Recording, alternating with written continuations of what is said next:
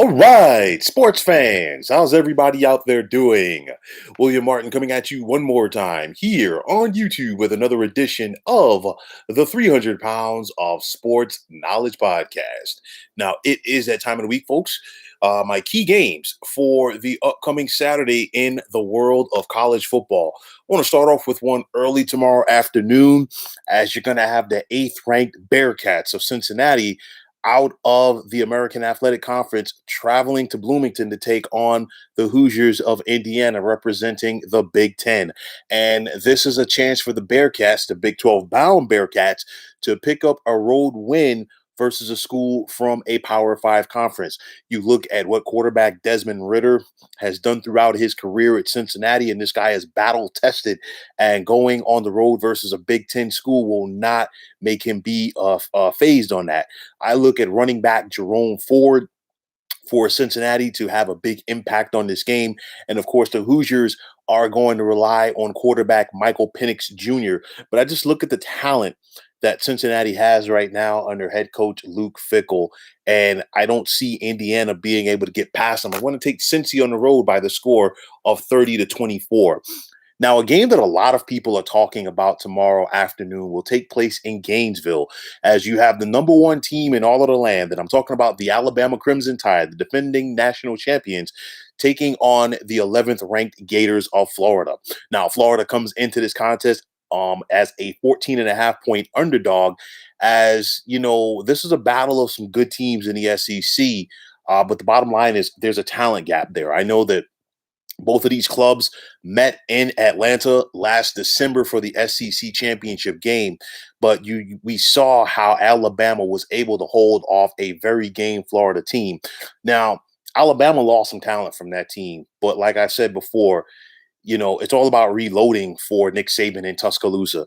You look at Florida, they lost some talent from that team as well, and they are coming back. However, they just don't have the ability right now to get back on track as quick as Alabama does.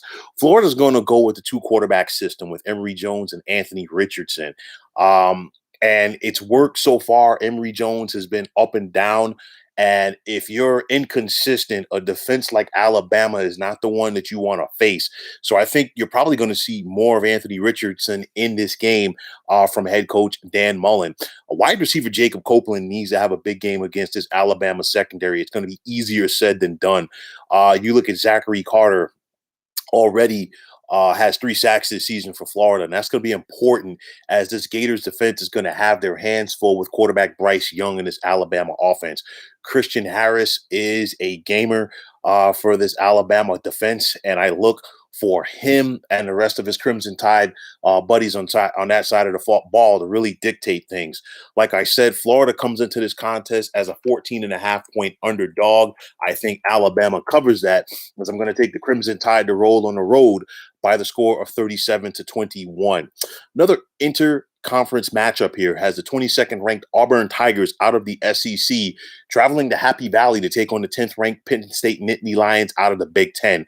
Both of these teams are looking to make an impact for their respective conferences, but also make an impact for themselves this season, as the expectations weren't that high for either team. You look at quarterback Bo Nix for Auburn. This guy's a battle-tested guy.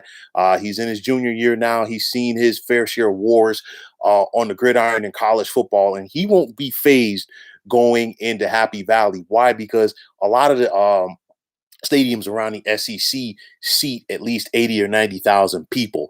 Jarquez Hunter at running back for Auburn is going to have a big impact to provide that balance for this Auburn offense, and also try to find a way to quiet that Penn State crowd, that raucous Penn State crowd that you can expect tomorrow night, as it's going to be another whiteout in Happy Valley. TD Moultrie has 2.5 sacks, and that's important because this Auburn defense, they've got to keep this Penn State offense in third and long situations to try to dictate to their quarterback, Sean Clifford.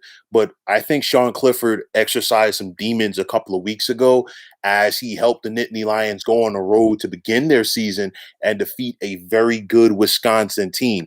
I look for him to have a big game in this one. Maybe not a great game, but a big game.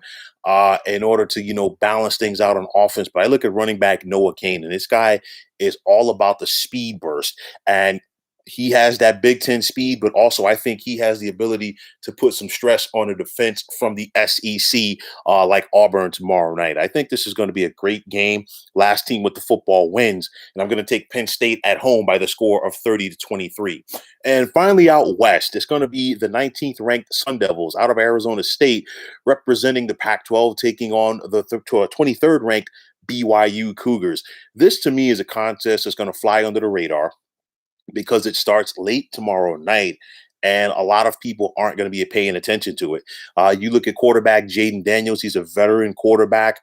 He knows how to get the job done for Arizona State and head coach Herman Edwards. And I look at this defense led by linebacker Darian Butler. And he's going to be important because you look at running back Tyler Allegier as well as quarterback Jaron Hall for BYU.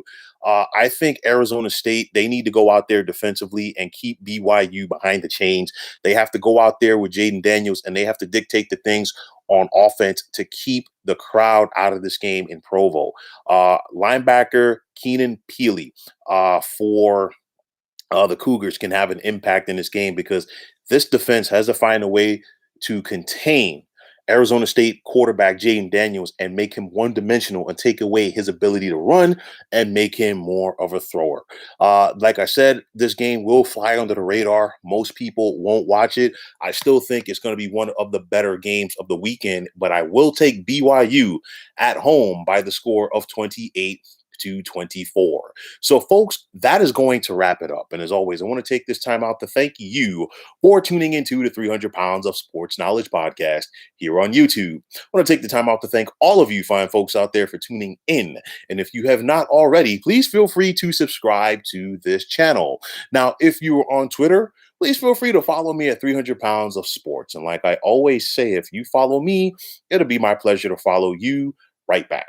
There's also the sports discussion group on Facebook at the Sports Depot 365. You can check it out, drop a line, and be a part of one of the better sports debating sites going on social media. So once again, fine folks, my name is William Martin, signing off, saying take care and have yourselves a wonderful day.